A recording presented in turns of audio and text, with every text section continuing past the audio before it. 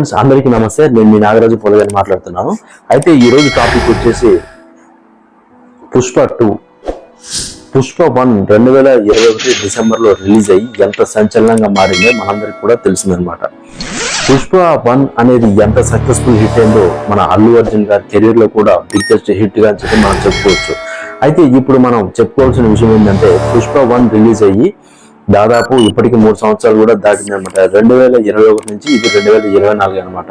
అంటే 2021 నుంచి 2024 1, 2, 3 అంటే 3 సంవత్సరాలు దాటినట్టు దాదాపుగా 2020 నుంచి 2023 వరకు దాదాపు 3 సంవత్సరాలు దాటింది. అయితే రీసెంట్ గా పుష్ప 2 రిలీజ్ అయిన తర్వాత అసలు ఎంత సంచలనంగా మారిందో మనందరికీ తెలిసిన విషయం, మనం కూడా చెప్పనవసరం లేదు. వాస్తవంగా చెప్పాలంటే పుష్ప 2 రిలీజ్ అనేది బీహార్లోని పాట్నాలో నిర్వహించారనమాట.